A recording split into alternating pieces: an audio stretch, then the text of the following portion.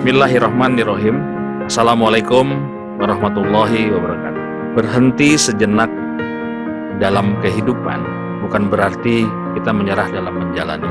Akan tetapi terkadang diri ini, tubuh dan jiwa ini perlu direfresh sejenak agar kita mampu untuk mengevaluasi apa-apa saja yang telah kita lakukan selama ini. Apakah banyak kebaikan atau keburukan? Apabila seseorang itu senantiasa menghisap dirinya, terutama pada masa-masa pandemi dan kemudian endemi saat ini, maka tentunya dia akan mudah merasa tenang dan siap dalam menghadapi berbagai macam ujian. Rekan-rekan, tentu kita masih ingat dalam ingatan kita pada tahun 2020 awal, masa pandemi COVID mulai menyebar. Beberapa saudara-saudara kita, bahkan keluarga kita yang telah pergi berpulang mendahului kita karena pandemi tersebut. Kondisi ekonomi secara global sangat terdampak. Ada yang terkena badai PHK, pedagang mengalami kerugian, bahkan bangkrut. Anak-anak kehilangan masa-masa indahnya bersekolah. Dilanjut tahun 2021, masa transisi di mana saat itu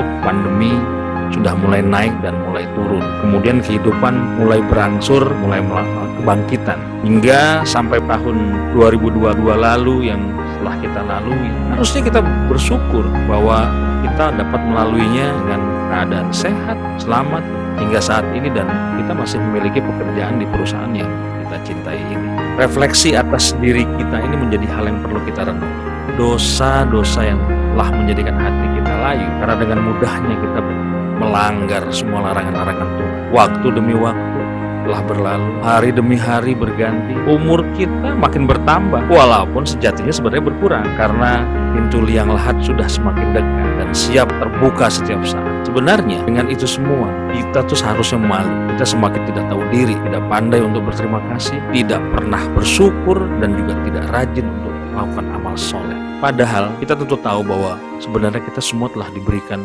kenikmatan yang tidak batas oleh Tuhan Sang Maha Pemberi. Tapi bagaimana? Adakah balasan kita kepada Tuhan Sang Maha Pencipta? Sekedar sepatah kata alhamdulillah atau puji Tuhan saja jarang kita lafazkan. Apalagi sampai kita menempuh puncak keimanan kita, jihad fisabilillah, berkorban demi agama kita.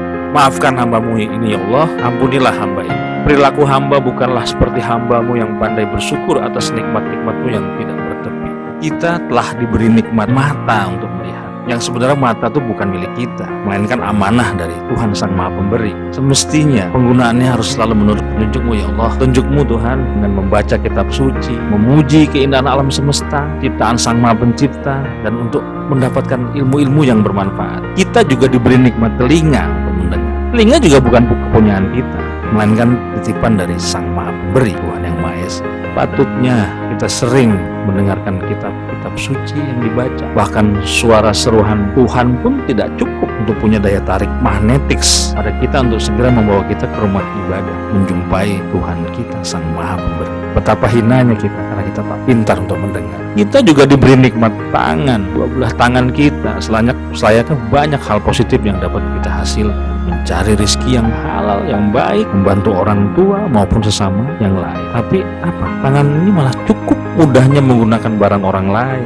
tanpa izin dari pemilik. Tangan ini lumayan ringan untuk menyentuh sesuatu yang sebenarnya itu haram kita untuk menyentuh. Tangan ini cukup mudah dan lancar mengubah angka pada nota atau kwitansi. Tangan ini gampang berakrobat nyulap data. Betapa lemah dan banyaknya juga salah. Rekan-rekan, di momen saat ini yang seharusnya semua insan mandiri sedang berharap dan menunggu adanya rezeki yang setiap saat dan setiap tahun yang selalu kita nanti, selalu kita tunggu. Apakah kita masih belum bisa tergugah untuk senantiasa bersyukur atas nikmat rezeki yang kita dapatkan? Adakah rencana kita juga untuk menitipkan dan menyisihkan dari rezeki yang kita peroleh ini? Atau hanya kita terlarut untuk rencana-rencana lain yang konsumtif untuk membeli barang-barang yang kita inginkan yang sebenarnya tidak penting dan tidak perlu? Rekan-rekan sahabat, renungan ini sebenarnya menjadi pengingat betapa beruntung dan sangat bersyukurnya kita yang telah melalui masa pandemi dengan selamat, sehat, dan masih diberi pekerjaan hingga saat ini.